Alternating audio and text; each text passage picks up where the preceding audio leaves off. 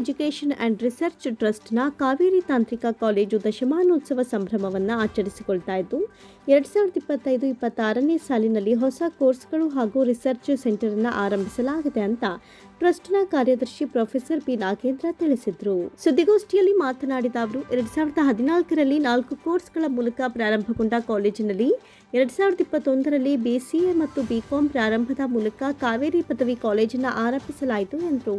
ಕಾಲೇಜಿನ ಬೆಳವಣಿಗೆ ಹಾಗೂ ಗ್ರಾಮೀಣ ಪ್ರದೇಶದ ಮಕ್ಕಳಿಗೆ ಇನ್ನಷ್ಟು ಕೋರ್ಸ್ಗಳನ್ನು ಒದಗಿಸುವ ಉದ್ದೇಶದಿಂದ 2023ರಲ್ಲಿ MCA, 2024ರಲ್ಲಿ ಇನ್ಫಾರ್ಮೇಷನ್ ಸೈನ್ಸ್ ಆ್ಯಂಡ್ ಎಂಜಿನಿಯರಿಂಗ್ ಕೋರ್ಸ್ಗಳನ್ನು ಪರಿಚಯಿಸಲಾಯಿತು. ಇದೀಗ ಗ್ರಾಮೀಣ ಭಾಗದ ಮಕ್ಕಳಿಗೆ ಮತ್ತಷ್ಟು ಕೋರ್ಸ್ಗಳನ್ನು ಒದಗಿಸುವಂತಹ ನಿಟ್ಟಿನಲ್ಲಿ ಪ್ರಸಕ್ತ ಸಾಲಿನಲ್ಲಿ BCA, BSc, PMCS, bachelor of hotel and tourism management ಪ್ರಾರಂಭಿಸಲಾಗಿದೆ ಎಂದರು.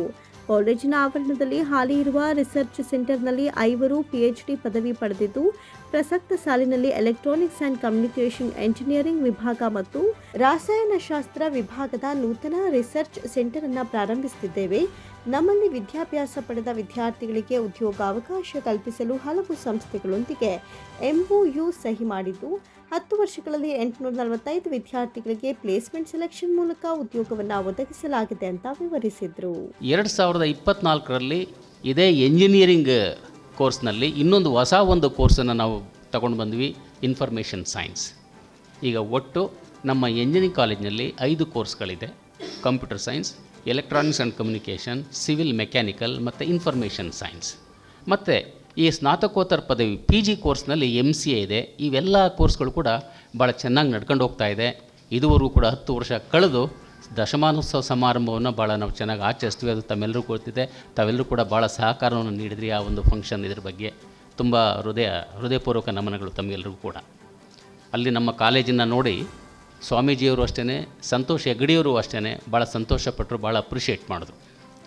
ನಂತರ ಈಗ ಈ ಪ್ರಸಕ್ತ ಸಾಲಿನಲ್ಲಿ ಹೊಸ ಕೋರ್ಸ್ಗಳು ಒಂದಷ್ಟು ಇದನ್ನು ನಾವು ಪ್ರಾರಂಭ ಮಾಡಿದ್ದೀವಿ. ಒಂದೇನಪ್ಪ ಅಂದರೆ, ಮೊದಲು ನಮ್ಮದು ಈ ಮಂಡ್ಯ ಯೂನಿವರ್ಸಿಟಿಯಲ್ಲಿ BCA ಇತ್ತು. ಈಗ VTUನಲ್ಲಿ ಸೇರಿ ಬರ್ತಕ್ಕಂಥ BCA ನಾನು ಪ್ರಾರಂಭ ಮಾಡ್ತಾಯಿದ್ದೀವಿ. ಮಂಡ್ಯ ಯೂನಿವರ್ಸಿಟಿ ಅಲ್ಲ, ಈಗ VTU ವಿಶ್ವೇಶ್ವರ ಟೆಕ್ನಾಲಜಿಕಲ್ ಯೂನಿವರ್ಸಿಟಿ ಏನಿದೆ, ತಾಂತ್ರಿಕ ವಿದ್ಯಾಲಯ ಇದೆಯಲ್ಲ ವಿಶ್ವೇಶ್ವರನವ್ರು, ಆ ಅಡಿನಲ್ಲಿ BCA ಕೋರ್ಸನ್ನು ನಾವು ಈ ಸಾರಿ ಪ್ರಾರಂಭ ಮಾಡ್ತಾಯಿದ್ವಿ. ಅದು ನಮ್ಮ ಹಳ್ಳಿಗಾಡಿನ ಮಕ್ಕಳಿಗೆ ಭಾಳ ಅನುಕೂಲ ಆಗುತ್ತೆ.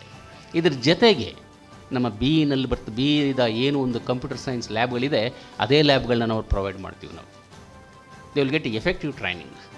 ಮತ್ತು ಇವ್ರುಗಳಿಗೂ ಕೂಡ ನಾವು ಕ್ಯಾಂಪಸ್ ಸೆಲೆಕ್ಷನ್ಗೆ ಇದೆಲ್ಲ ನಾವು ಅರೇಂಜ್ ಮಾಡ್ತೀವಿ. ನಾವು ಅದಕ್ಕೆ ಆದಂಥ ಕಂಪ್ನಿಗಳಿವೆ.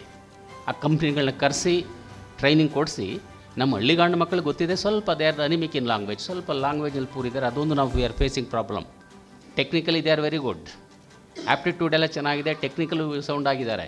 ಬಟ್ ಈ ಲ್ಯಾಂಗ್ವೇಜ್ನಲ್ಲಿ ಅವರು ಈ ಗ್ರೂಪ್ ಡಿಸ್ಕಷನಲ್ಲಿ ಫೇಲ್ಯೂರ್ ಆಗ್ತಾ ಇರ್ತಾರೆ. ಆ ಉದ್ದೇಶದಿಂದ ನಾವೇನು ಮಾಡ್ತೀವಿ ಅಂದರೆ, ಸಾಧ್ಯವಾದಷ್ಟು ಅವರುಗಳಿಗೆ ಎಲ್ಲ ಥರದಲ್ಲೂ ಕೂಡ ಟ್ರೈನಿಂಗ್ ಕೊಟ್ಟು ಸೆಲೆಕ್ಷನ್ ಆಗೋ ರೀತಿ ನಾವು ಇನ್ನೇನು ವ್ಯವಸ್ಥೆ ಮಾಡ್ತಾಯಿದ್ದೀವಿ. ನಮ್ಮ ಹಳ್ಳಿಗಾಡಿನ ಮಕ್ಕಳಿಗೆ ಈ ಕೋರ್ಸ್ ಎಲ್ಲ ಕೈಗೆಟುಕುವ ಶುಲ್ಕದಲ್ಲಿ ಸಿಗಲಿ ಅಂತ ನಾವು ಪ್ರಾರಂಭ ಮಾಡ್ತಾಯಿದ್ದೀವಿ ಮಾನ್ಯರೇ. ಅದೊಂದು.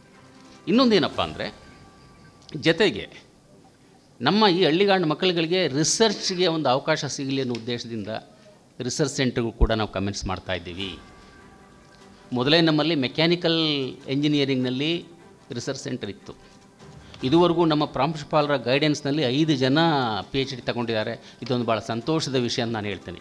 ಈ ವಿಷಯ ತಿಳಿದು ಸ್ವಾಮೀಜಿಯವರು ಭಾಳ ಖುಷಿಪಟ್ಟರು. ಪರವಾಗಿಲ್ಲ, ನೀವು 5 ಮೆಂಬರ್ಸು PhD ತಗೊಂಡಿದ್ದಾರೆ ಅಂದರೆ ಭಾಳ ಒಳ್ಳೆಯದೇ ಅನ್ನೋ ಥರದ ಹೇಳ್ತಾಯಿದ್ರು. ಆ ದಶಮಾನೋತ್ಸವ ಸಮಾರಂಭಕ್ಕೆ ಬಂದಿದ್ದಾಗ ಸಂತೋಷ್ ಹೆಗ್ಡೆಯವರು ಕೂಡ ಭಾಳ ಖುಷಿಪಟ್ಟರು. ಇದ್ರ ಜೊತೆಗೆ ಈ ಸಾರಿ electronics and computers electronics and communication ಈ ಎಂಜಿನಿಯರಿಂಗ್ ಕೋರ್ಸ್ನಲ್ಲೂ ಕೂಡ ರಿಸರ್ಚ್ ಸೆಂಟರ್ ನಾವು ಪ್ರಾರಂಭ ಮಾಡ್ತಾಯಿದ್ದೀವಿ. ಸುದ್ದಿಗೋಷ್ಠಿಯಲ್ಲಿ ಅಧ್ಯಕ್ಷ ಡಾಕ್ಟರ್ HP ರಾಜು, ಕಾಲೇಜು ಪ್ರಾಂಶುಪಾಲ ಪ್ರೊಫೆಸರ್ ಶ್ರೀಕಂಠಪ್ಪ ಹಾಜರಿದ್ದರು.